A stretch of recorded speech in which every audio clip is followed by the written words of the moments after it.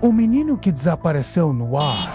A história real de Bobby Dunbar. Um caso de identidade trocada que chocou os Estados Unidos em 1912. Imagine perder seu filho pequeno durante um passeio em família. Dias depois, a polícia encontra um garoto parecido, mas outra mulher aparece dizendo ser a mãe dele. E se a criança não soubesse dizer quem é sua verdadeira família? Agora imagine que esse mistério levou quase 100 anos para ser resolvido menos, com um exame de DNA que abalou tudo o que a família acreditava saber. Essa é a história real de Bobby Dunbar, o menino que desapareceu no ar. O desaparecimento.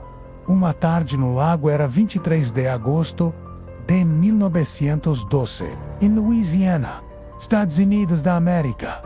A família Dunbar, composta por Percy, Les e seus 2 filhos pequenos, decidiu fazer um passeio ao Lago Swayze. Um momento simples, familiar, como qualquer outro. No fim da tarde, após brincar próximo à água, o filho mais velho, Bobby Dunbar, de apenas 4 anos, desapareceu. Sem qualquer som, sem grito, sem pistas, simplesmente sumiu no ar. O desespero foi imediato. Durante 8 meses, a busca foi intensa. Cavalos, cães farejadores, mergulhadores, cartazes espalhados, promessas de recompensa. A comunidade inteira se mobilizou. Surgiram rumores de sequestro, ataques de animais e até rituais. Mas nenhum vestígio de Bobby era encontrado. Uma pista surpreendente.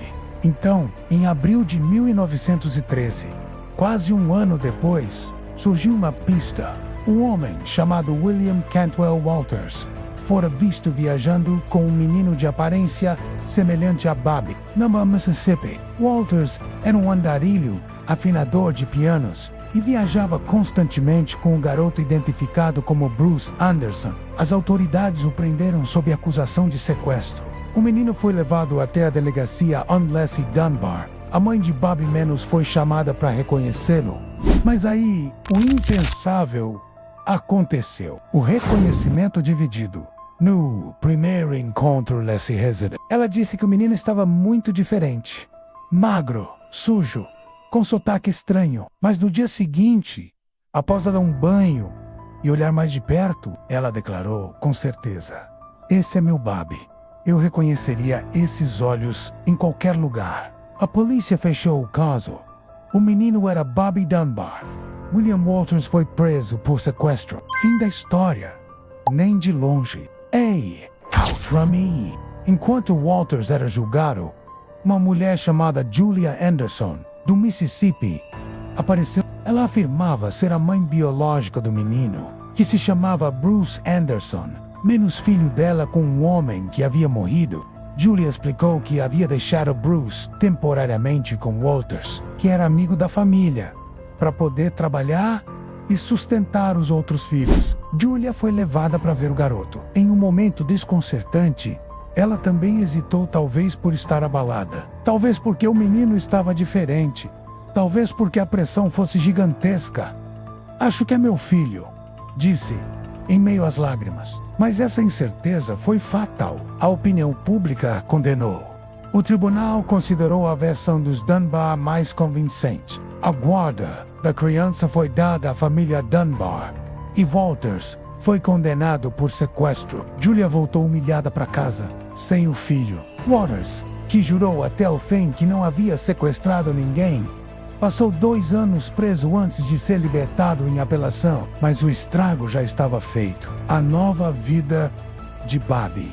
O menino, agora oficialmente Bobby Dunbar, cresceu com os Dunbar, teve uma vida normal, serviu ao exército, casou, teve filhos, netos e nunca duvidou da própria identidade.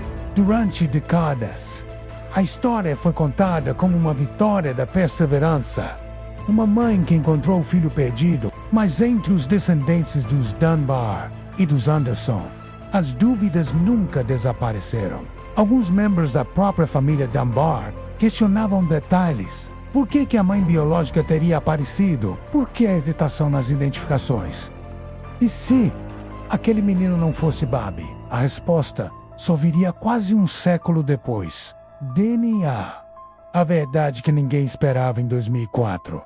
Bob Dunbar Jr., neto do suposto Bob B. Dunbar, aceitou fazer um teste de DNA como parte de um projeto genealógico. O resultado foi chocante.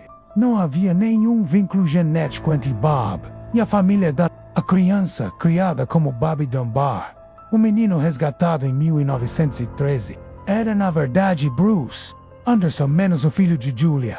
Toda a história construída ao longo de quase 100 anos estava errada. O impacto da revelação. O caso foi revisitado por jornalistas, investigadores e documentaristas. A autora Tal McTinney e a bisneta de Bobby, Margaret Dunbar, Cartwright, escreveram o livro A Case for Solomon, onde detalham os bastidores dessa descoberta. Para os descendentes de Julia Anderson, a revelação foi um alívio menos.